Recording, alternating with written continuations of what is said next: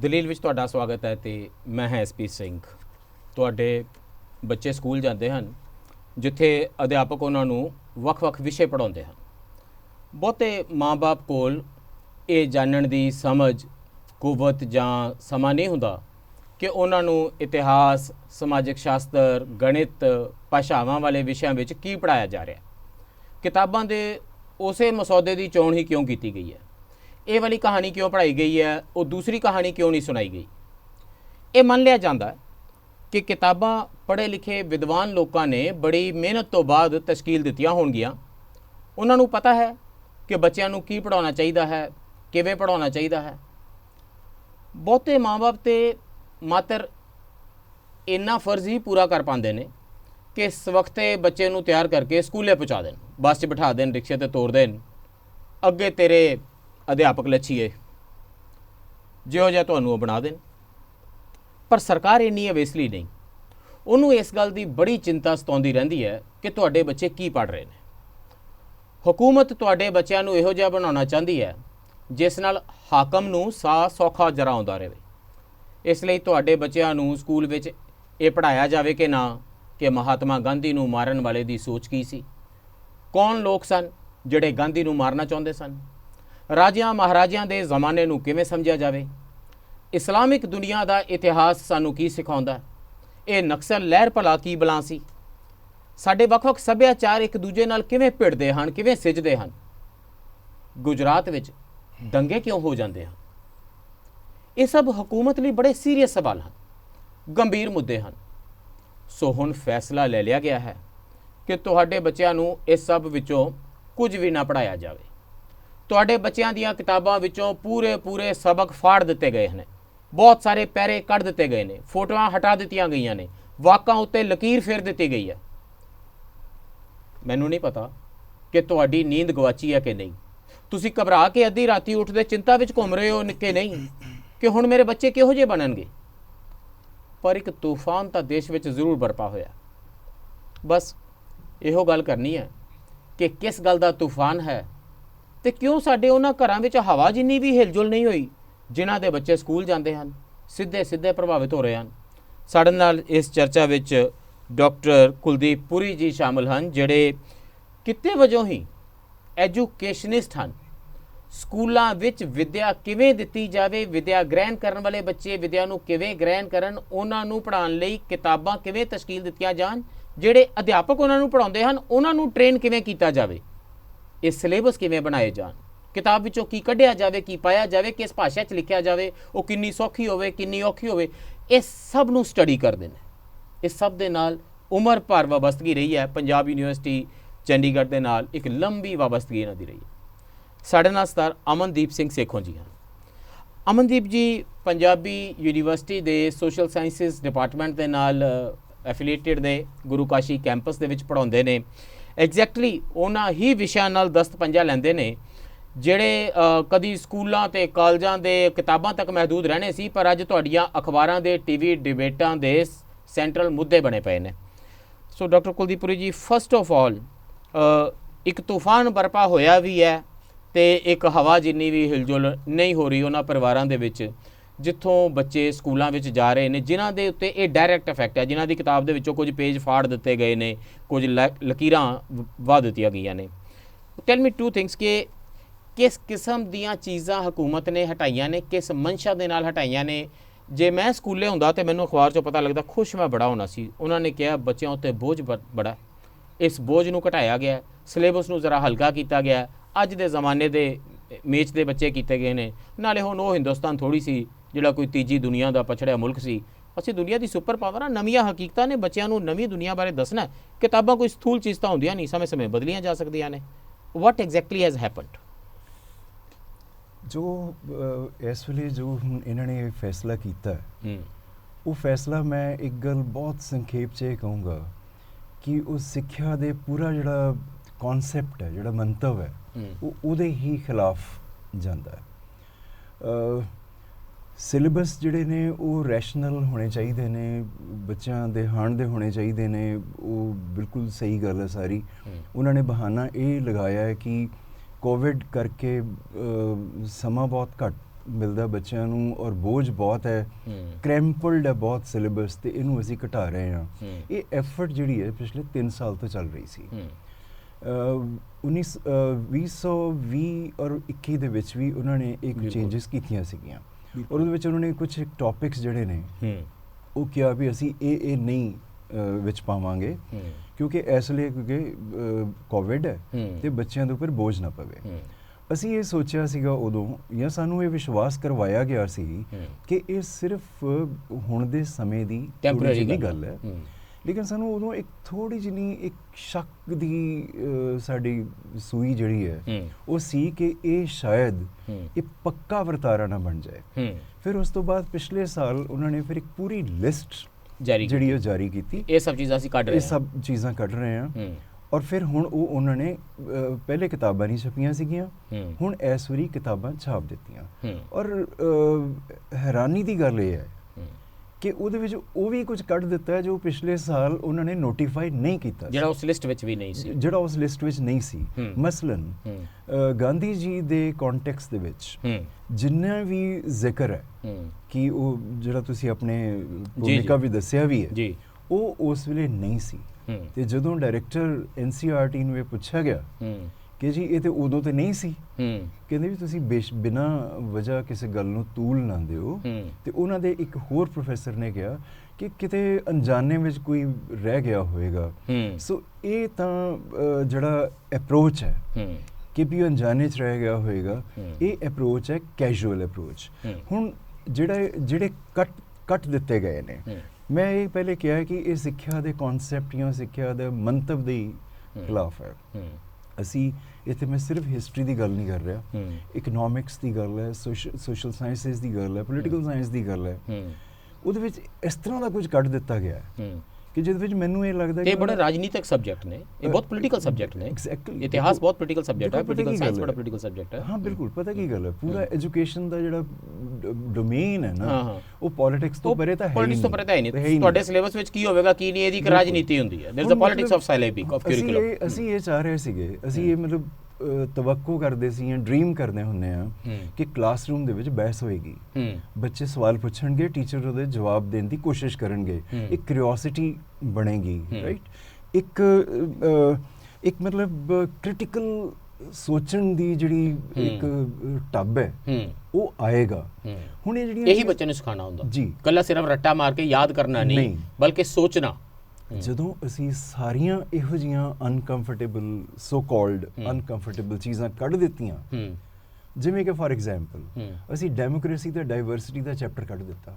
ਵੈਸੇ ਕਿਉਂ ਕੱਢ ਦਿੱਤਾ? ਇਹ ਵਿਵਿਧਤਾ ਜਿਹੜੀ ਹੈ, ਡਾਈਵਰਸਿਟੀ ਜਿਹੜੀ ਆ, ਉਹ ਲੋਕਤੰਤਰ ਵਿੱਚ ਕਿਉਂ ਹੁੰਦੀ ਹੈ? ਇੱਕ ਮਿਨਿਸਟਰ ਸਾਹਿਬ ਉਹਨਾਂ ਨੇ one nation one tax, one nation one everything ਬਣਾਉਣਾ, ਫਿਰ ਵਿਵਿਧਤਾ ਦੀ ਗੱਲਾਂ ਬੱਚਾ ਕੰਫਿਊਜ਼ ਹੋਏਗਾ ਨਾ। ਮਿਨਿਸਟਰ ਸਾਹਿਬ ਨੇ 2 ਸਾਲ ਪਹਿਲੇ, ਉਹ ਕਿਹੜੇ ਸਨ ਨਾਮ ਭੁੱਲ ਗਿਆ, ਉਹਨਾਂ ਨੇ ਕਿਹਾ ਸੀਗਾ ਕਿ ਅਸੀਂ ਜਦੋਂ ਇਹ ਚੇਂਜ ਕਰਨ ਲੱਗੇ ਹਾਂ ਨਾ, ਤੁਸੀਂ ਰੈਸਟ ਅਸ਼ੋਰਡ ਕਿ ਜਿਹੜੀਆਂ ਸਬਜੈਕਟ ਦੀ ਮੂਲ ਭਾਵਨਾ ਧਾਰਨਾਵਾਂ ਨੇ ਉਹਨਾਂ ਨੂੰ ਨਹੀਂ ਛੇੜਾਂਗੇ। ਹਾਂ, ਪ੍ਰਕਾਸ਼ ਜਵੇਦਕਰ। ਹਾਂਜੀ।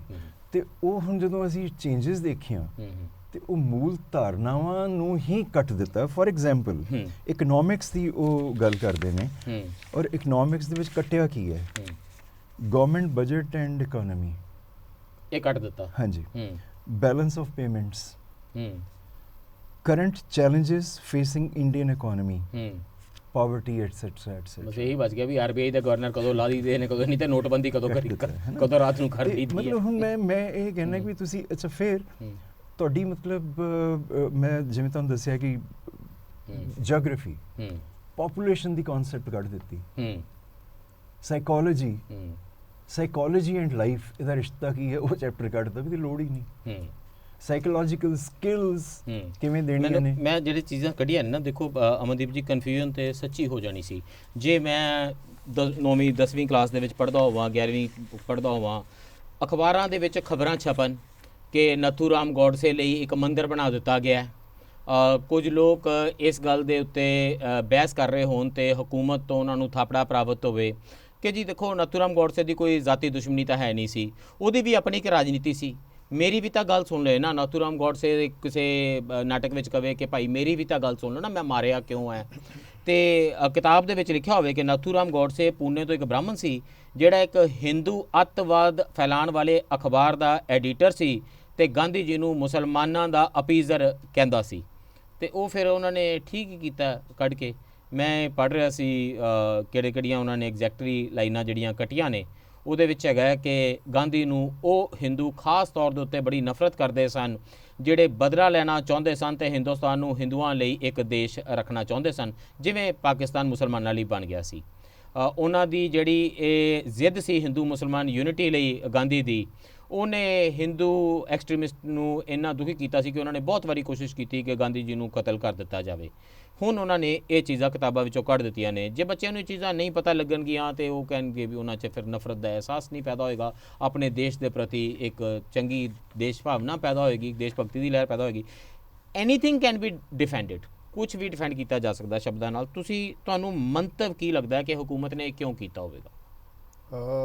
एक ना बड़ा मशहूर जा शेर है कि अब नई तहजीब के मद्देनज़र हम आदमी को भून कर खाने लगे हैं। तो मैं लगता है भी सरकार ये चाहती है कि अब नई तालीम के मद्देनज़र हम आदमी को भून के खाने लगे हैं, ਇਹੋ जी तालीम बनाती जावे। ਕਿਉਂਕਿ ਸਰ ਇਹ ਆ ਵੀ ਜੇ ਆਪਾਂ ਇੱਕ ਕਤਾ ਕਰਾਮੀ ਲਈ ਮਾਫੀ, ਤੁਸੀਂ ਡਿਬੇਟ 'ਚ ਪਹਿਲੀ ਵਾਰੀ ਆਏ ਹੋ ਤੇ ਸ਼ੇਰ ਇੰਨਾ ਪਿਆਰਾ ਸੁਣਾਇਆ ਤੇ ਆਪਾਂ ਸਿਲੇਬਸ ਦੇ ਵਿੱਚੋਂ ਚੀਜ਼ਾਂ ਪਾਉਣ ਤੇ ਕੱਢਣ ਦੀ ਗੱਲ ਕਰ ਰਹੇ ਹਾਂ। ਸ਼ੇਰ ਦੀ ਲਾਈਨ ਹੈ कि आदमी को भून के खाना, भुन के बंदे नू खाना। मैं जस्ट इन्ना मैंशन करना चाह रहा कि बंदे नू फड़ के जिउंदे नू भुन के ਉਹਦੇ ਨਾਲ ਆਪਣੀਆਂ ਫੋਟੋਆਂ ਖਿਚਵਾ ਕੇ ਲੋਕ ਆਪਣੀ ਮਾਂ ਨੂੰ ਇਹ ਚਿੱਠੀਆਂ ਲਿਖਦੇ ਰਹੇ ਕਿ ਮੰਮੀ ਇਹ ਮੇਰਾ ਕੱਲ ਰਾਤ ਦਾ ਡਿਨਰ ਹੈ।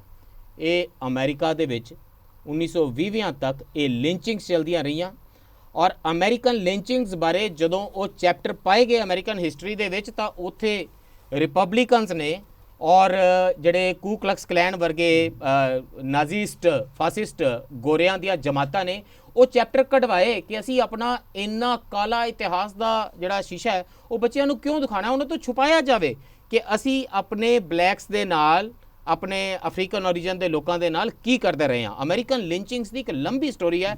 ਇਸ ਵਾਰੀ ਵੀ ਹੁਣ ਵੀ ਉੱਥੇ ਲੜਾਈ ਚੱਲ ਰਹੀ ਹੈ ਕਿ ਅਰਥਰਾ ਫਰੈਂਕਲਿਨ ਦੀ ਬਾਇਓਗ੍ਰਾਫੀ ਹਟਾ ਦਿੱਤੀ ਜਾਵੇ, ਏਡਾ ਬੀ ਵੈਲਸ ਦੀ ਜਿਹੜੀ ਬਾਇਓਗ੍ਰਾਫੀ ਹੈ ਉਹ ਹਟਾ ਦਿੱਤੀ ਜਾਵੇ।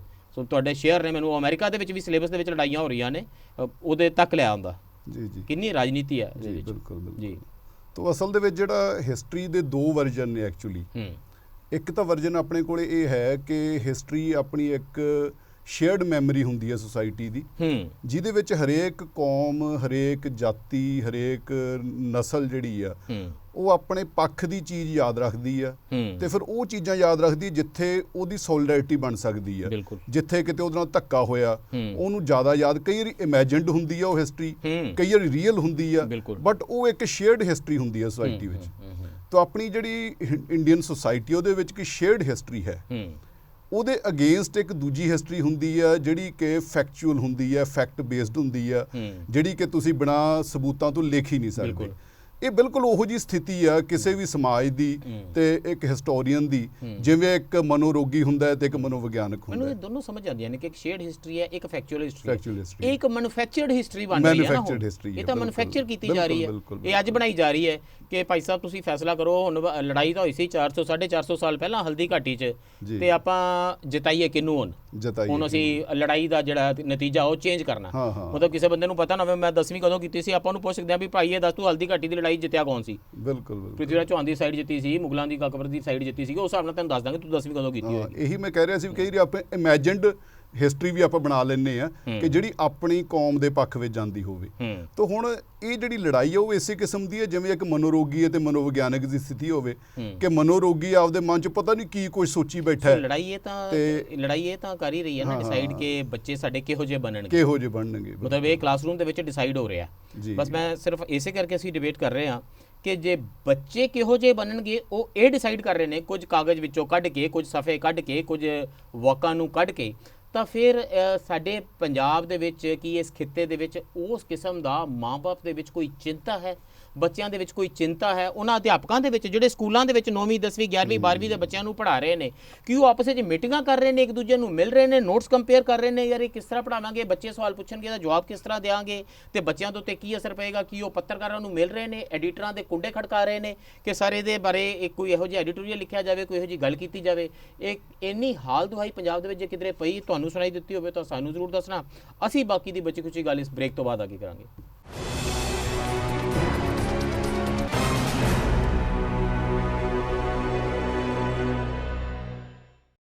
ਬ੍ਰੇਕ ਤੋਂ ਬਾਅਦ ਫਿਰ ਸਵਾਗਤ ਹੈ ਜੀ। ਚਰਚਾ ਕਰ ਰਹੇ ਹਾਂ ਸਕੂਲਾਂ ਦੀਆਂ ਕਿਤਾਬਾਂ ਦੇ ਵਿੱਚ, ਖਾਸ ਤੌਰ ਤੇ NCERT ਦੀਆਂ ਕਿਤਾਬਾਂ ਦੇ ਵਿੱਚ ਜਿਸ ਕਿਸਮ ਦੀਆਂ ਚੇਂਜਸ ਕੀਤੀਆਂ ਗਈਆਂ ਨੇ, ਕੁਝ ਚੀਜ਼ਾਂ ਕੱਢ ਦਿੱਤੀਆਂ ਗਈਆਂ ਨੇ, ਕੁਝ ਇਤਿਹਾਸ ਦੀ ਨਵੀਂ ਸ਼ਕਲੋ ਸੂਰਤ ਬਣਾਈ ਜਾ ਰਹੀ ਹੈ, ਉਸ ਬਾਰੇ ਤੇ ਕਿੰਨੀ ਕੁ ਚਿੰਤਾ ਵਿੱਚ ਨੇ ਉਹ ਬੱਚੇ ਜਿਨ੍ਹਾਂ ਨੇ ਇਹ ਕਿਤਾਬਾਂ ਪੜ੍ਹਨੀਆਂ ਨੇ, ਉਹਨਾਂ ਦੇ ਮਾਂ-ਬਾਪ, ਉਹਨਾਂ ਦੇ ਅਧਿਆਪਕ ਜਿਨ੍ਹਾਂ ਨੇ ਇਹ ਪੜ੍ਹਾਉਣੀਆਂ ਨੇ, ਤੇ ਕੀ ਅਸਰ ਪਏਗਾ ਫਿਰ ਸਾਡੇ ਉੱਤੇ, ਸਮਾਜ ਉੱਤੇ, ਪੰਜਾਬ ਉੱਤੇ, ਦੇਸ਼ ਉੱਤੇ।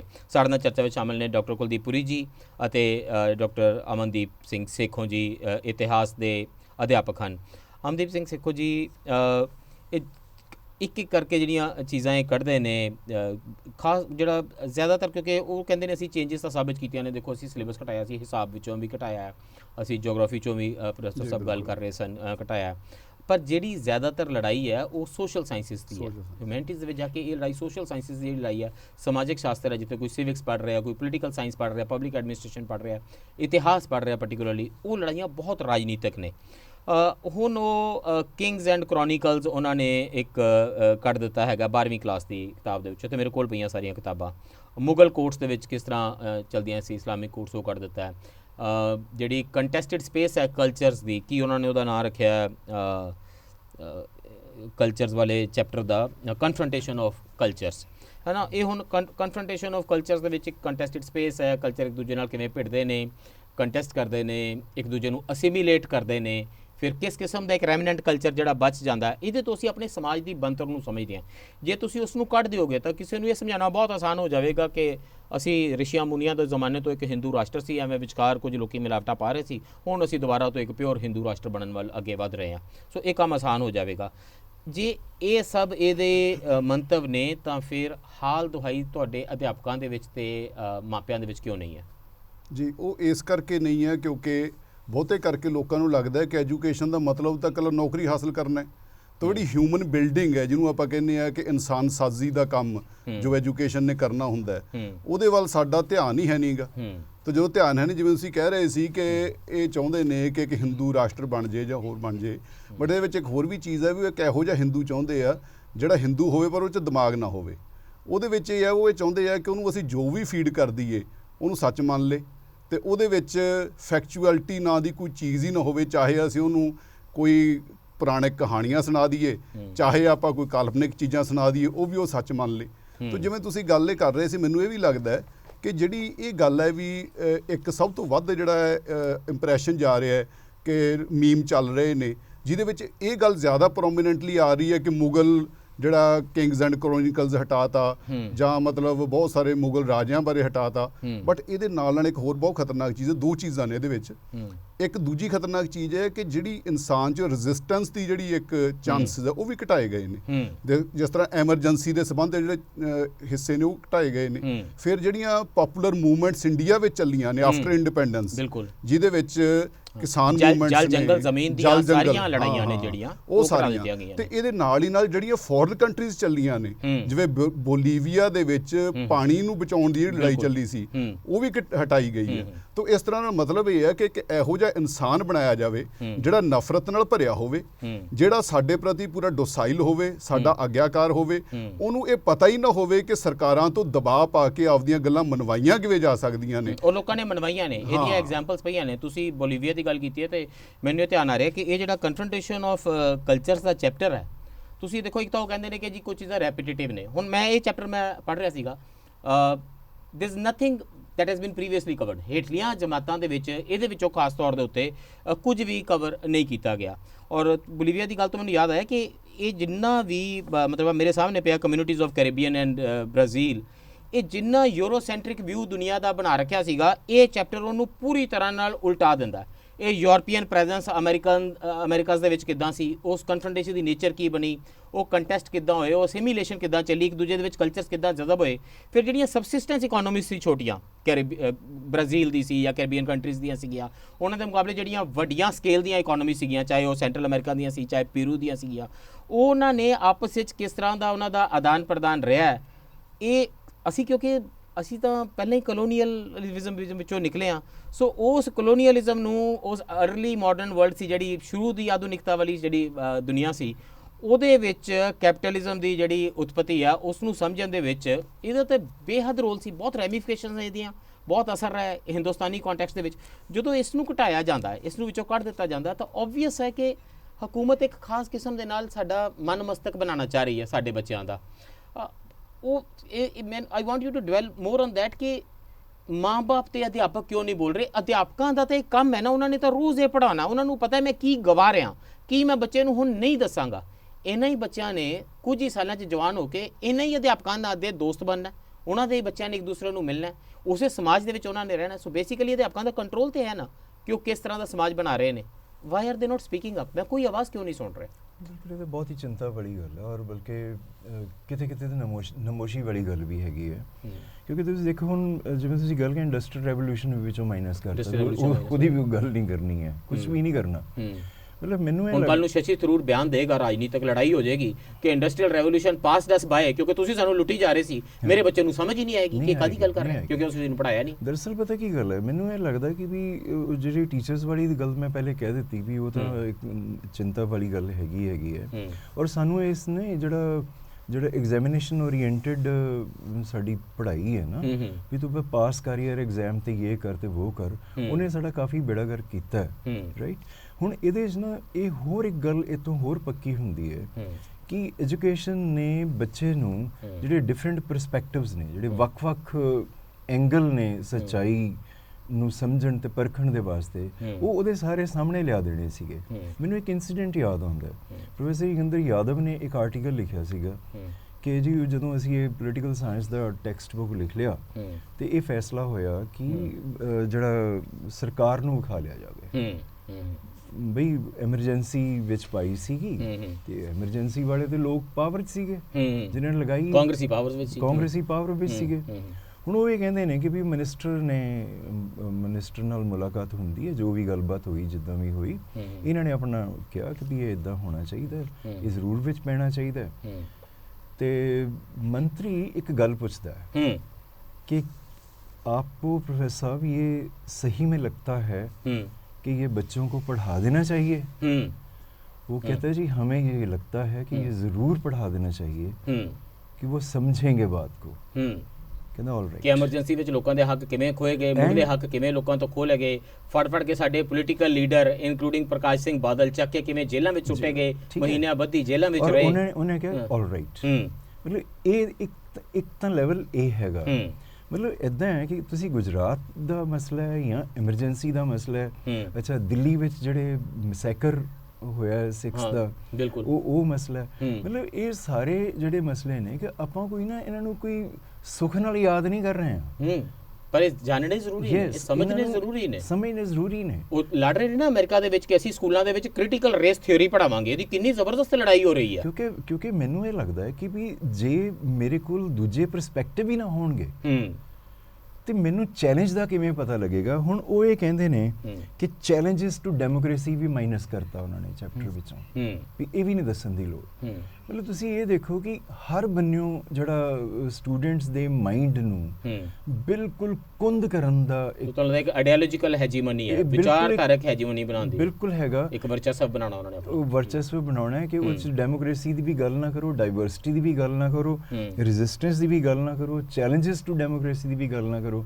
ਤੇ ਇਹ ਸਾਰੇ ਜਿੰਨੇ ਨੇ, ਹਾਂ ਲੇਕਿਨ ਇੱਕ ਗੱਲ ਹੈ ਕਿ ਜਿਹੜਾ ਉੱਥੇ ਉਹਨਾਂ ਨੂੰ ਸੂਟ ਕਰਦਾ ਉਹ ਹੋ ਸਕਦਾ ਵਿੱਚ ਪੈ ਵੀ ਜਾਵੇ। ਨਹੀਂ ਤੇ ਫਿਰ ਇਹ ਤੇ ਬਹੁਤ ਹੀ ਮਤਲਬ ਲੌਪਸਾਈਡਡ ਗੱਲ ਹੋ ਗਈ। ਉਹ ਤਾਂ ਜੇ ਉਹਨਾਂ ਨੇ ਕੱਢੇ ਨੇ ਤਾਂ ਉਹਨਾਂ ਨੇ ਪਾਇਆ ਵੀ ਬੜਾ ਕੁਛ ਹੈ। ਮੈਂ 6ਵੀਂ ਕਲਾਸ ਦੀਆਂ ਉਹ ਦੇਖ ਰਿਹਾ ਸੀ ਕਿਤਾਬ ਜਿਹੜੀ ਵਿਚਕਾਰੋਂ ਮੱਖਣ ਲਾਲ ਹਰਾ ਨੇ ਲਿਖੀ ਸੀਗੀ, ਉਹਦੇ ਵਿੱਚ ਤਾਂ ਉਹਨਾਂ ਨੇ ਇਸ ਤਰ੍ਹਾਂ ਦੀਆਂ ਚੀਜ਼ਾਂ ਪਾ ਦਿੱਤੀਆਂ। Let me I was looking for paragraphs actually, ਮੇਰੀ ਕੋਸ਼ਿਸ਼ ਤਾਂ ਸੀ ਕਿ ਮੈਂ ਉਹ ਲਿਖ ਕੇ ਹੀ ਨਾਲ ਲੈ ਆਵਾਂ। ਉਹ ਸ਼ਾਇਦ ਮੈਂ ਹਾਂ ਉਹ ਮਿਲ ਗਿਆ ਮੈਨੂੰ। ਇਹ 6ਵੀਂ ਕਲਾਸ ਦੀ ਹਿਸਟਰੀ ਦੀ ਟੈਕਸਟ ਬੁੱਕ ਵਿੱਚ ਮੱਖਣ ਲਾਲ ਜੀ ਲਿਖਦੇ ਨੇ, ਇਹ NCERT ਦੀ ਕਿਤਾਬ ਹੈ। ਉਹਨਾਂ ਨੇ ਲਿਖਿਆ ਬ੍ਰਿਟਿਸ਼ ਡਾਕੂਮੈਂਟਸ ਤੋਂ ਪਤਾ ਲੱਗਦਾ ਹੈ ਕਿ ਅਰਲੀ 19ਵੀਂ ਸਦੀ ਦੇ ਵਿੱਚ ਵੀ ਹਿੰਦੁਸਤਾਨ ਦੇ ਵਿੱਚ ਬੜਾ ਐਕਸਟੈਂਸਿਵ ਐਜੂਕੇਸ਼ਨ ਸਿਸਟਮ ਸੀ ਜਿਹੜਾ ਕਾਸਟ ਤੋਂ ਫ੍ਰੀ ਸੀ, ਉਹਦੇ 'ਚ ਕੋਈ ਧਾਰਮਿਕ ਡਿਸਕ੍ਰਿਮੀਨੇਸ਼ਨ ਨਹੀਂ ਸੀ ਤੇ ਹਰ ਪਿੰਡ ਦੇ ਵਿੱਚ ਸਕੂਲ ਹੁੰਦਾ ਸੀ। ਹੁਣ ਇਹ ਬੱਚਾ ਜਿਹੜਾ 6ਵੀਂ 'ਚ ਪੜ੍ਹ ਕੇ ਜਾਏਗਾ ਉਹਨੂੰ 11ਵੀਂ 'ਚ ਦੁਬਾਰਾ ਫਿਰ ਅੱਗੋਂ ਮੱਖਣ ਲਾਲ ਜੀ ਦੀ ਐਂਸ਼ੀਅੰਟ ਇੰਡੀਆ ਲੱਗਦੀ ਹੈ ਕਿਉਂਕਿ ਉਹਨਾਂ ਨੇ ਕੱਢ ਕੁੱਟ ਦਿੱਤੀ ਸੀ ਵਿੱਚੋਂ ਰੋਮੀਲਾ ਥਾਪਰ ਵਾਲੀ। ਉਹਦੇ 'ਚ ਲਿਖਦੇ ਨੇ ਕਿ ਐਜੂਕੇਸ਼ਨ ਦੇ ਨਾਲ ਨਾਲ ਫ੍ਰੀ ਕੱਪੜੇ ਮਿਲਦੇ ਸੀ, ਫ੍ਰੀ ਖਾਣਾ ਮਿਲਦਾ ਸੀ, ਰਹਿਣ ਲਈ ਫ੍ਰੀ ਜਗ੍ਹਾ ਮਿਲਦੀ ਸੀ।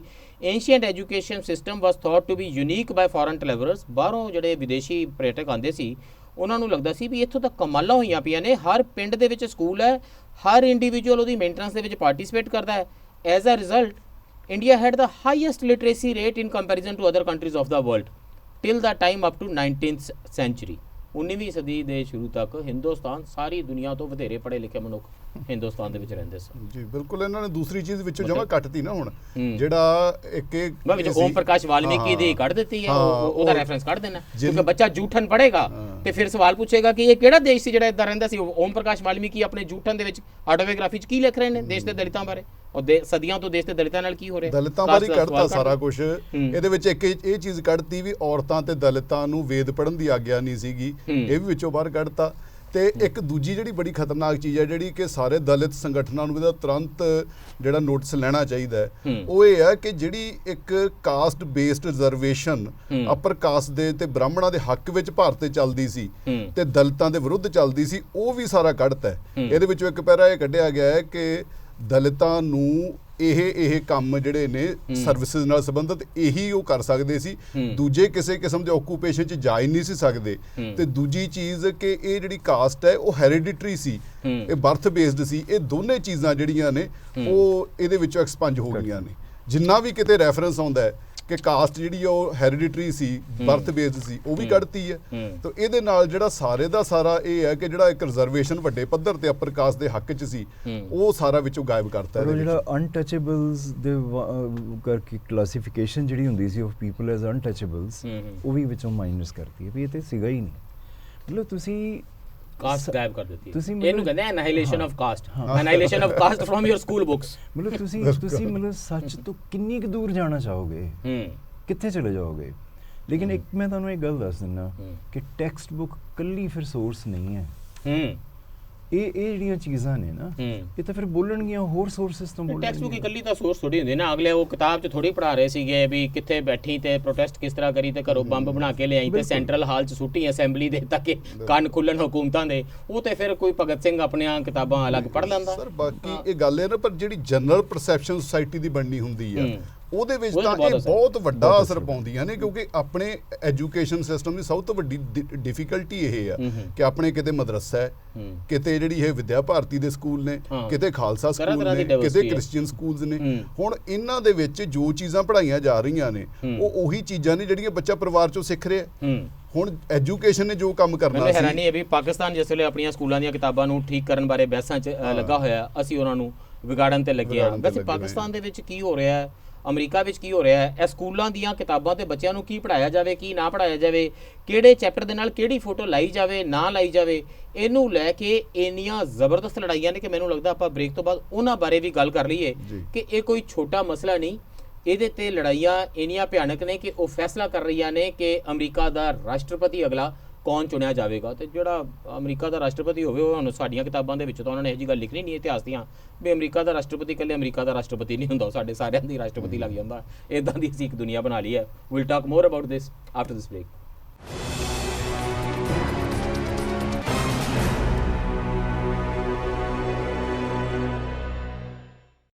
ਬ੍ਰੇਕ ਤੋਂ ਬਾਅਦ ਫਿਰ ਸਵਾਗਤ ਹੈ ਜੀ। ਚਰਚਾ ਕਰ ਰਹੇ ਹਾਂ ਸਕੂਲ ਦੀਆਂ ਕਿਤਾਬਾਂ ਦੇ ਵਿੱਚ, NCERT ਦੀਆਂ ਬਣਾਈਆਂ ਕਿਤਾਬਾਂ ਦੇ ਵਿੱਚ ਜਿਹੜੀਆਂ ਬਹੁਤ ਸਕੂਲਸ ਦੇ ਵਿੱਚ ਲੱਗਦੀਆਂ ਨੇ ਤੇ ਜਿਨ੍ਹਾਂ ਤੇ ਬਾਕੀ ਦੇ ਬਹੁਤ ਸਾਰੇ ਬੋਰਡਸ, ਬਹੁਤ ਸਾਰੇ ਸਟੇਟ ਬੋਰਡਸ ਵੀ ਆਪਣੀਆਂ ਕਿਤਾਬਾਂ ਨੂੰ ਤਸ਼ਕੀਲ ਕਰਦੇ ਨੇ ਉਹਨਾਂ ਦੇ ਆਧਾਰ ਦੇ ਉੱਤੇ ਹੀ।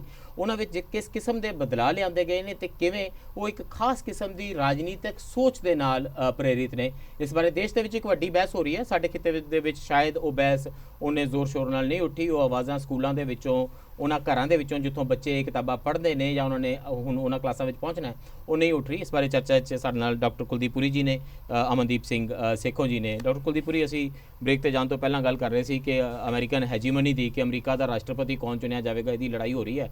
ਤੇ ਉਹ ਸਕੂਲ ਦੀਆਂ ਕਿਤਾਬਾਂ ਦੇ ਵਿੱਚ ਕੀ ਪੜ੍ਹਾਇਆ ਜਾ ਰਿਹਾ ਕੀ ਨਹੀਂ, ਉਹਦੇ ਵਿੱਚ ਉਹਦਾ ਬਹੁਤ ਵੱਡਾ ਹਿੱਸਾ ਹੈ।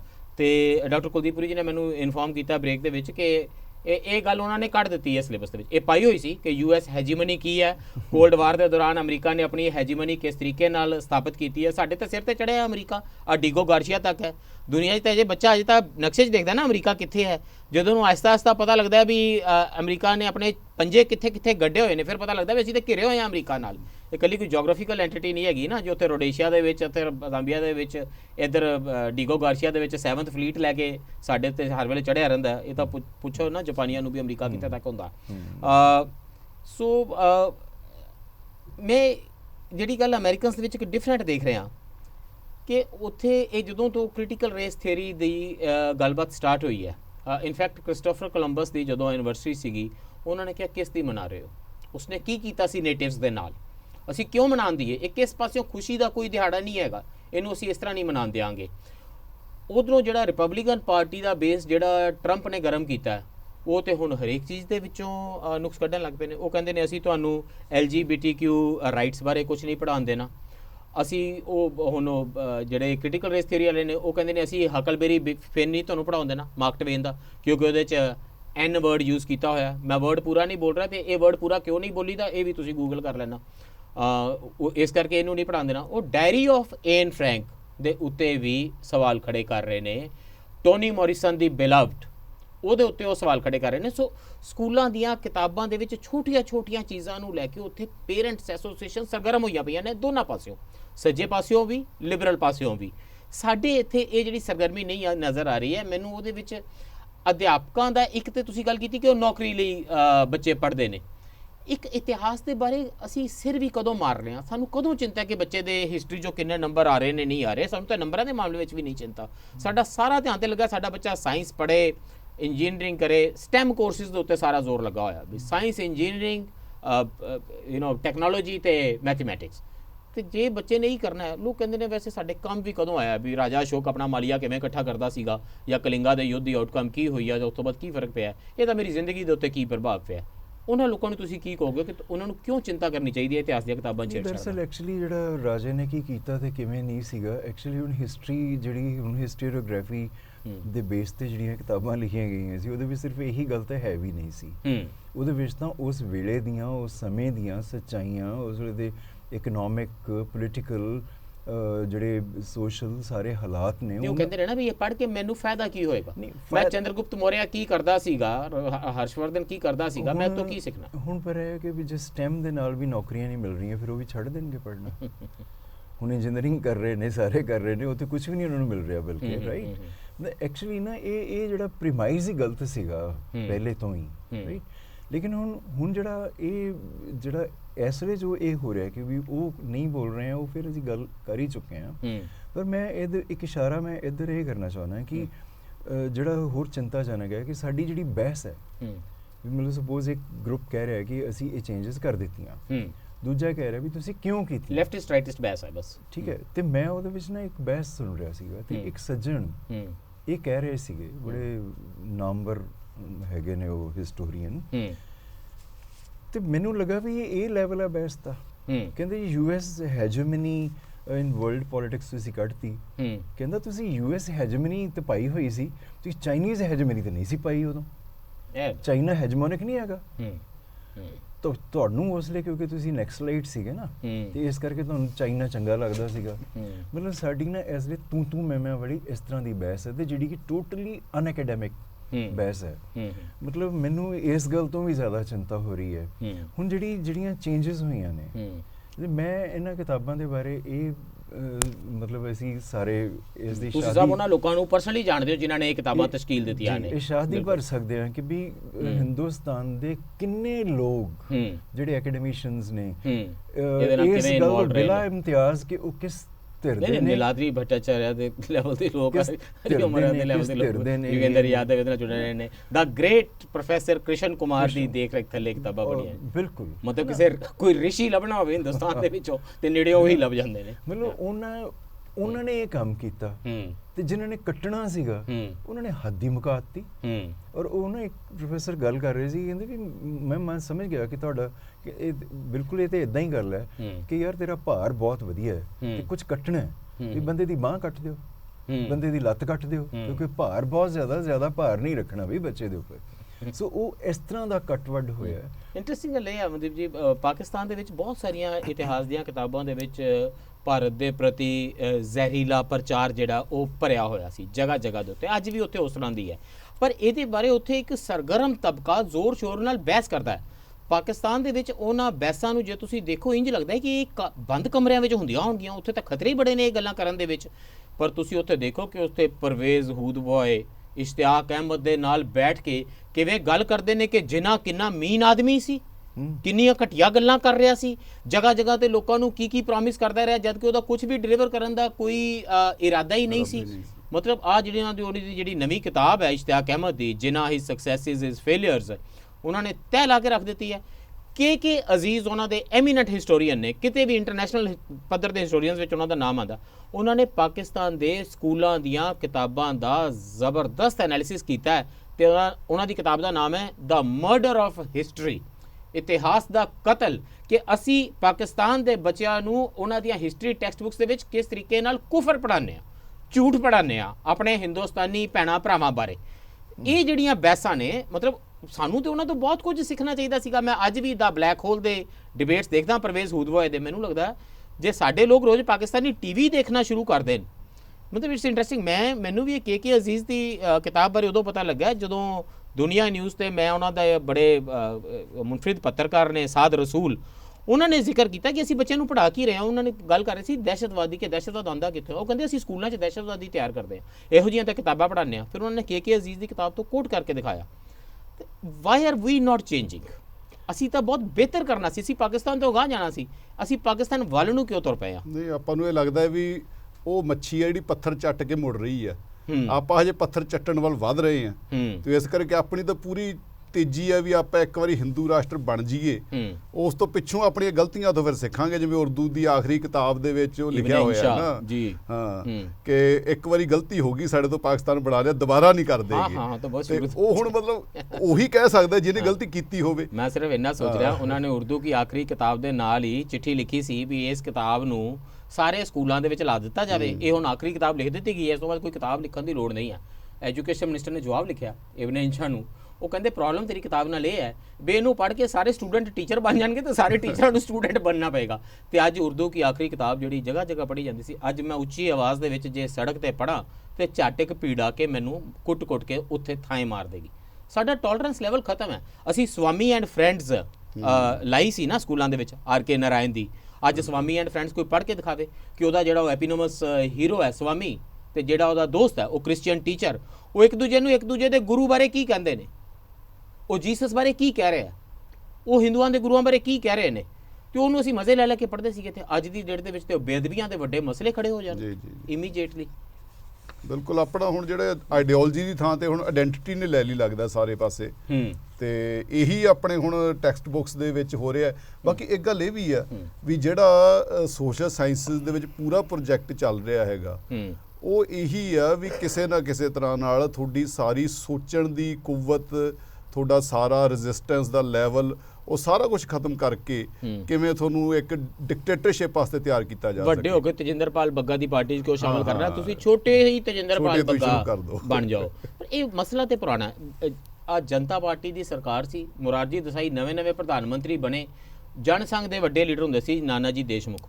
ਉਹਨਾਂ ਨੇ ਝੱਟ ਮੁਰਾਰਜੀ ਦੇਸਾਈ ਨੂੰ ਕਿਹਾ ਕਿ ਆ ਜੀ ਪਹਿਲਾ ਕੰਮ ਕਰਨ ਵਾਲਾ NCERT ਦੀਆਂ ਕਿਤਾਬਾਂ ਦੇ ਵਿੱਚੋਂ ਨਾ ਆ ਰੋਮੀਲਾ ਥਾਪਰ ਦੀ ਮਿਡੀਵਲ ਇੰਡੀਆ ਤੇ ਬਿਪਨ ਚੰਦਰ ਦੀ ਮਾਡਰਨ ਇੰਡੀਆ ਇਹ ਕਢਵਾਓ। ਤੇ ਝੱਟ ਮੁਰਾਰਜੀ ਦੇਸਾਈ ਵੀ ਅਗਰੀ ਹੋ ਗਏ। ਮੈਨੂੰ ਯਾਦ ਆ ਆਰਗੇਨਾਈਜ਼ਰ ਨੇ ਕੈਂਪੇਨ ਲਾਂਚ ਕਰ ਦਿੱਤਾ ਬਕਾਇਦਾ ਇਹਨਾਂ ਨੂੰ ਕੱਢਣ ਤੇ, ਅੱਛੀ ਖਾਸੀ ਰੌਲਾ ਪਿਆ। ਹਾਲ ਦੇ ਵਿੱਚ after he came to Chandigarh 2004 ਦੇ ਵਿੱਚ UPA ਦੇ ਵੇਲੇ ਪੂਰਾ ਰੌਲਾ ਪਿਆ ਸੀਗਾ, ਜਿਸ ਵੇਲੇ ਅਟਲ ਬਿਹਾਰੀ ਵਾਜਪੇਈ ਦੀ ਸਰਕਾਰ ਨੇ ਤਾਂ ਕਾਫੀ ਕੁਛ ਇਹਦੇ 'ਚ ਦੁਬਾਰਾ ਤੋਂ ਸੈਫਰਨਾਈਜੇਸ਼ਨ ਦਾ ਬੜਾ ਦੌਰ ਚੱਲਿਆ। ਮੁਰਲੀ ਮਨੋਹਰ ਜੋਸ਼ੀ ਉਸ ਵੇਲੇ ਸੀਗੇ, HRD ਮਿਨਿਸਟਰ ਬਣੇ ਹੋਏ ਸੀਗੇ। ਉਸ ਤੋਂ ਬਾਅਦ ਇੱਕ ਡਾਕਟਰ ਗਰੇਵਾਲ ਵਾਲੀ ਇੱਕ ਕਮੇਟੀ ਬਣਾਈ ਗਈ ਕਿ ਇਹਨਾਂ ਕਿਤਾਬਾਂ ਨੂੰ ਡੀਸੈਫਰਨਾਈਜ਼ ਕਰਨਾ, ਇਹਨਾਂ ਵਿੱਚ ਜਿਹੜਾ ਜ਼ਹਿਰ ਕੁਫਰ ਪਾਇਆ ਗਿਆ ਇਸ ਨੂੰ ਕੱਢਿਆ ਜਾਵੇਗਾ। ਫਿਰ ਇਹ ਕਿਤਾਬਾਂ ਦੁਬਾਰਾ ਬਣੀਆਂ ਸੀ 2005-2006 ਵਾਲੀਆਂ। ਤੁਸੀਂ ਗੱਲ ਕੀਤੀ ਸੀ ਯੋਗੇਂਦਰ ਯਾਦਵ ਜੀ ਦੀ, ਮੈਨੂੰ ਇੱਕ ਯਾਦ ਆਇਆ, ਇੱਕ ਕਾਰਟੂਨ ਛਪ ਗਿਆ ਕਿਤਾਬ ਦੇ ਵਿੱਚ, ਜਿਹਦੇ 'ਚ ਨਹਿਰੂ ਪਿੱਛੇ ਚਾਬੁਕ ਲੈ ਕੇ ਖੜੇ ਆ ਤੇ ਅੰਬੇਦਕਰ ਹਰੀ ਉਹ ਸਨੇਲ ਘੋਗਾ ਉਹਦੀ ਸਪੀਡ ਦੇ ਉੱਤੇ ਕਨਸਟੀਟਿਊਸ਼ਨ ਬਣ ਰਿਹਾ, ਤੇ ਰੌਲਾ ਪਾ ਦਿੱਤਾ ਉਹ ਕੀ ਨਾ ਉਹਦਾ ਅਥਾਵਲੇ ਸਾਹਿਬ ਦੀ ਪਾਰਟੀ ਨੇ, ਅਠਾਵਲੇ ਸਾਹਿਬ ਦੀ ਪਾਰਟੀ ਕੀ ਆਰਐਸਪੀ ਕੀ ਨਾ ਉਹਨਾਂ ਦਾ, ਜਿਹੜੀ ਬੀਜੇਪੀ ਨਾਲ ਅਲਾਈਨ, ਮਹਾਰਾਸ਼ਟਰ ਨਾਲ ਬੀਜੇਪੀ ਨਾਲ ਅਲਾਈਨਮੈਂਟ, ਤਾਂ ਆਰਐਸਪੀ ਹੈ ਮੈਂ ਕਰਾਂਗਾ ਨਾ, ਉਹਨਾਂ ਨੇ ਕਿਹਾ ਜੀ ਤਾਂ ਅੰਬੇਦਕਰ ਦੀ ਇਨਸਲਟ ਹੈ। ਸਰਕਾਰ ਨੇ ਕਿਹਾ ਅਸੀਂ ਕਾਰਟੂਨ ਕੱਢ ਰਹੇ ਹਾਂ, ਉਹਨਾਂ ਨੇ ਕੱਢ ਦਿੱਤਾ। ਯੋਗੇਂਦਰ ਯਾਦਵ ਐਂਡ ਸੁਭਾਸ਼ ਪਾਲਸ਼ੀਕਰ ਰਿਜ਼ਾਈਨਡ, ਦੇ ਕੁਇਟ ਐਸ ਚੀਫ ਐਡਵਾਈਜ਼ਰਸ, ਕਿ ਜੇ ਇਹ ਕੰਮ ਕਰ ਰਹੇ ਨੇ, ਜੇ ਇਹਨਾਂ ਹਾਲਾਤਾਂ ਦੇ ਕਾਰਟੂਨ ਕੱਢਦੇ ਨੇ, ਫਿਰ ਅਸੀਂ ਇਹਦਾ ਹਿੱਸਾ ਨਹੀਂ ਰਹਿੰਦੇ। ਮਤਲਬ ਮੈਂ ਸਿਰਫ ਇਹ ਸਟ੍ਰੈਸ ਕਰਨਾ ਚਾਹ ਰਿਹਾ ਵੀ ਕਿਤਾਬਾਂ ਵਿੱਚ ਕੀ ਪੜ੍ਹਾਇਆ ਜਾ ਰਿਹਾ ਹੈ, ਕਿਹੜੀ ਫੋਟੋ ਪਾਈ ਜਾ ਰਹੀ ਹੈ, ਕਿਹੜੀ ਕਵਿਤਾ ਲਿਖੀ ਜਾ ਰਹੀ ਹੈ, ਇਹ ਬਹੁਤ ਇੰਪੋਰਟੈਂਟ ਹੈ। ਇਹ ਇੰਪੋਰਟੈਂਟ ਹੀ ਹੋਵੇਗਾ ਨਾ ਤਾਂ ਹੀ ਉਹਨਾਂ ਨੇ ਮੂਵ ਚਲਾਈ ਸੀ ਕਿ ਹਿੰਦੀ ਦੀ ਕਿਤਾਬ ਦੇ ਵਿੱਚੋਂ ਪਾਸ਼ ਦੀ ਕਵਿਤਾ ਕੱਢ ਦਿਓ, ਸਭਸੇ ਖਤਰਨਾਕ, ਕਿਉਂਕਿ ਇਹ ਤਾਂ ਪ੍ਰੋਬਲਮੈਟਿਕ ਹੈ ਜੀ। ਹਕੂਮਤ ਇੰਨੇ ਜ਼ੋਰ ਸ਼ੋਰ ਨਾਲ ਕੰਮ ਕਰ ਰਹੀ ਹੈ, ਬਾਕੀ ਦੀਆਂ ਪੋਲੀਟੀਕਲ ਪਾਰਟੀਆਂ ਕੀ ਤੁਹਾਨੂੰ ਉਸ ਤਰੀਕੇ ਨਾਲ ਸਰਗਰਮ ਲੱਗਦੀਆਂ ਨੇ? ਕੀ ਤੁਹਾਨੂੰ ਪੰਜਾਬ ਦੇ ਵਿੱਚੋਂ ਉਹ ਰਾਜਨੀਤਿਕ ਆਵਾਜ਼ਾਂ ਉੱਠਦੀਆਂ ਨਜ਼ਰ ਆ ਰਹੀਆਂ ਨੇ ਕਿ ਸਾਡੇ ਬੱਚਿਆਂ ਨੂੰ ਬਦਲਿਆ ਜਾ ਰਿਹਾ? ਉਹ ਆਵਾਜ਼ਾਂ ਕਿਉਂ ਮਿਸਿੰਗ ਨੇ? ਪੋਲੀਟੀਕਲ ਆਵਾਜ਼ਾਂ ਕਿਉਂ ਮਿਸਿੰਗ ਨੇ? ਇਹ ਅੱਜ ਕੱਲ੍ਹ ਹਾਲਾਤ ਮੈਨੂੰ ਲੱਗਦਾ ਵੀ ਇਹੋ ਜਿਹੇ ਬਣ ਗਏ ਨੇ ਵੀ ਜਿੰਨੀਆਂ ਵੀ ਪੋਲੀਟੀਕਲ ਪਾਰਟੀਆਂ ਨੇ ਜਿਹੜੀਆਂ ਨੈਸ਼ਨਲ ਲੈਵਲ ਤੇ ਨੇ, ਉਹਨਾਂ ਨੂੰ ਇਹ ਲੱਗ ਰਿਹਾ ਹੈ ਵੀ ਜਿਹੜਾ ਵੋਟਰ ਨੂੰ ਇਸ ਹੱਦ ਤੱਕ ਬਦਲਿਆ ਜਾ ਚੁੱਕਿਆ ਹੈ ਕਿ ਹੁਣ ਇਹਨਾਂ ਚੀਜ਼ਾਂ ਦੇ ਕਹਿਣ ਦਾ, ਕਰਨ ਦਾ ਉਹਨਾਂ ਤੇ ਕੋਈ ਅਸਰ ਨਹੀਂ ਹੋਣਾਗਾ। ਉਹ ਇਸ ਕਰਕੇ ਹੋਰ ਕਿਸਮ ਦੇ ਏਜੰਡਿਆਂ ਉੱਤੇ ਗੱਲ ਕਰਨਾ ਚਾਹੁੰਦੇ ਨੇ। ਇਹ ਪੋਲੀਟੀਕਲ ਏਜੰਡਾ ਹੈ, ਏਜੰਡਾ ਤਾਂ ਪੋਲੀਟੀਕਲ ਹੀ ਹੋਏਗਾ, ਤਾਂ ਹੀ ਉਹ ਇੰਨਾ ਜ਼ੋਰ ਲਾ ਰਹੇ ਨੇ। ਜੋ ਮੁਰਾਰਜੀ ਦੇਸਾਈ ਦੇ ਸਮਿਆਂ ਤੋਂ ਲੈ ਕੇ ਲੱਗੇ ਹੋਏ ਨੇ ਕਿਤਾਬਾਂ ਨੂੰ ਬਦਲਣ ਦੇ ਵਿੱਚ, ਤੇ ਐਨਸੀਈਆਰਟੀ ਨੇ ਕਿਤਾਬਾਂ ਦੇ ਉੱਤੇ ਖਾਸ ਉਹਨਾਂ ਦੀ ਅੱਖ ਹੈ, ਤਾਂ ਫਿਰ ਹੋਰ ਪੋਲੀਟੀਕਲ ਪਾਰਟੀ ਕਿਹੜੀ ਅੱਖ ਰੱਖ ਰਹੀ ਹੈ? Why do you think political parties not fighting it out? ਉਹਨਾਂ ਦਾ ਨਾ ਮਤਲਬ ਤੁਸੀਂ ਟਾਰਗੇਟ ਦੇਖੋ, ਸੂਰਿਆਕਾਂਤ त्रिपाठी ਨਿਰਾਲਾ ਕੱਢਤਾ, ਫੈਜ਼ ਕੱਢਤਾ, ਫਿਰਾਕ ਗੋਰੀ ਫੈਜ਼ ਕੱਢ ਦਿੱਤਾ, ਉਹ ਤਾਂ ਹਮ ਦੇਖेंगे ਗਾਨ ਤੇ ਅਰੈਸਟ ਕਰ ਰਹੇ ਸੀਗੇ ਲੋਕਾਂ ਨੂੰ। ਹਾਂ, ਮੁਕਤੀ ਬੋਧ ਦੀ ਹੈਗੀ ਹੈ ਕੋਈ ਕਵਿਤਾ, ਸਹਰਸ਼ ਸਵੀਕਾਰ ਹੈ, ਜੀ ਜੀ ਜੀ, ਉਹ ਕੱਢਤਾ। ਮਤਲਬ ਐਕਚੁਅਲੀ ਉਹ ਤਾਂ ਬਿਲਕੁਲ ਜਿਹਨੂੰ ਕਹਿੰਦੇ ਨੇ ਵੀ ਬੇਰੋਕ ਚੱਲ ਰਹੇ ਨੇ। ਪਰ ਮੈਨੂੰ ਸਿਰਫ ਇਹੀ ਲੱਗਦਾ ਕਿ ਉਹਨਾਂ ਨੂੰ ਇਹ ਲੱਗਦਾ ਹੈ ਕਿ ਕੋਈ ਵੀ ਸੰਭਾਵਨਾ ਜਿਹੜੀ ਕਿਸੇ ਵੀ ਤਰ੍ਹਾਂ ਦੇ ਕੁਐਸਚਨ ਦੀ ਜਾਂ ਰੈਜ਼ਿਸਟੈਂਸ ਦੀ ਹੈ, ਉਸ ਨੂੰ ਘੱਟੋ ਘੱਟ ਟੈਕਸਟ ਬੁੱਕਸ ਦੇ ਵਿੱਚੋਂ ਤੋਂ ਖਤਮ ਕਰ ਦਿੱਤਾ ਜਾਵੇ। ਸਵਾਲ ਪੁੱਛ ਹੀ ਕੋਈ ਨਹੀਂ ਰਹੀ। ਪ੍ਰੋਬਲਮ ਤਾਂ ਹੈ ਕਿ ਸਵਾਲ ਪਹਿਲਾਂ ਵੀ ਕੋਈ ਨਹੀਂ ਪੁੱਛ ਰਿਹਾ ਤੇ ਹੁਣ ਵੀ ਇਹਦੇ ਤੇ ਕੋਈ ਗੱਲ ਨਹੀਂ ਹੋ ਰਹੀ। ਜਿਹੜੀਆਂ ਪੋਲੀਟੀਕਲ ਪਾਰਟੀਆਂ ਨੇ ਸ਼ਾਇਦ ਮੇਬੀ ਉਹ ਹੋਰ ਸ਼ੋਰ ਹੋਣਾ ਚਾਹੁੰਦੇ ਨੇ ਕਿ ਜਿਹੜੀਆਂ ਪੋਲੀਟੀਕਲ ਪਾਰਟੀਆਂ ਨੇ, ਦੇਖੋ ਉਹਨਾਂ ਦਾ ਉਹਨਾਂ ਦਾ ਜਿਹੜਾ ਬਿਹੇਵੀਅਰ ਹੈ ਸੀ, ਉਹ ਤਾਂ ਫਿਰ ਬਹੁਤ ਮਤਲਬ ਅਜੀਬ ਸਰ। ਜੇ ਮੈਂ ਪੋਲੀਟੀਕਲ ਪਾਰਟੀ ਹੁੰਦਾ, ਮੈਨੂੰ ਪਤਾ ਲੱਗਦਾ 1619 ਵਾਲਾ ਕ੍ਰਿਟੀਕਲ ਰੇਸ ਥਿਊਰੀ ਦਾ ਪ੍ਰੋਜੈਕਟ ਇਸ ਤਰੀਕੇ ਦੇ ਨਾਲ ਅਮਰੀਕਾ ਦੇ ਵਿੱਚ ਲਾਂਚ ਹੋ ਰਿਹਾ, ਤੇ ਮੈਨੂੰ ਨਹੀਂ ਪਤਾ ਕਿ ਮੇਰੇ ਦਲਿਤਾਂ ਨਾਲ ਕੀ ਹੋ ਰਿਹਾ, ਮੈਨੂੰ ਨਹੀਂ ਪਤਾ ਕਿ ਪੰਜਾਬ ਦੇ ਵਿੱਚ ਕਿੰਨੀ ਵੋਟ ਹੈ ਦਲਿਤ ਦੀ, ਦੇਸ਼ ਦੇ ਵਿੱਚ ਦਲਿਤ ਨੂੰ ਕਿੰਨਾ ਕੁ ਹਿੱਸਾ ਮਿਲਦਾ ਹੈ। ਮੈਂ 1619 ਦੇ ਬਰਾਬਰ ਆਪਣਾ ਦਲਿਤ ਬਾਰੇ ਕ੍ਰਿਟੀਕਲ ਕਾਸਟ ਥਿਊਰੀ ਬਾਰੇ ਗੱਲ ਕਿਉਂ ਨਾ ਕਰਦਾ? ਮੈਂ ਉਸ ਪੋਲਿਟਿਕਸ ਨੂੰ ਕਿਉਂ ਬੜਾਵਾ ਨਾ ਦਿੰਦਾ? ਤਾਂ ਮੈਨੂੰ ਇਹ ਜਾਪ ਰਿਹਾ ਕਿ ਰਾਜਨੀਤਿਕ ਪਾਰਟੀਆਂ ਰਾਜਨੀਤੀਕਰਨ ਤੋਂ ਭਗੌੜੀਆਂ ਹੋਈਆਂ ਨੇ। ਰਾਜਨੀਤੀਕਰਨ ਤੋਂ ਵੀ ਭਗੌੜੀਆਂ ਹੋਈਆਂ ਨੇ। ਬਾਕੀ ਜਿਹੜੇ ਰਿਤਿਕਾ ਅਰੋੜਾ ਨੇ, ਜਿਹੜੇ 2022 ਦੇ ਵਿੱਚ ਲਿਖਤੇ ਸੀ 3 ਆਰਟੀਕਲ ਜੀ, ਜਿਹੜੇ ਅੱਜ ਕੱਲ ਹੁਣ ਬਹੁਤ ਸਰਕੂਲੇਟ ਹੋ ਰਹੇ ਨੇ, ਕੋਟ ਹੋ ਰਹੇ ਨੇ ਜੀ, ਤੇ ਉਹ ਉਸ ਵੇਲੇ ਤੋਂ ਰੈਜ਼ਿਸਟੈਂਸ ਸ਼ੁਰੂ ਹੋ ਜਾਣੀ ਚਾਹੀਦੀ ਸੀ। ਵੈਸੇ ਤਾਂ ਲੋਕਾਂ ਨੂੰ ਉਸ ਵੇਲੇ ਤੋਂ ਐਜੂਕੇਟ ਕਰ ਦੇਣਾ ਚਾਹੀਦਾ ਸੀਗਾ, ਬਟ ਉਹ ਜਿਹਾ ਤਾਂ ਕੁਝ ਵੀ ਨਹੀਂ ਹੋਇਆ।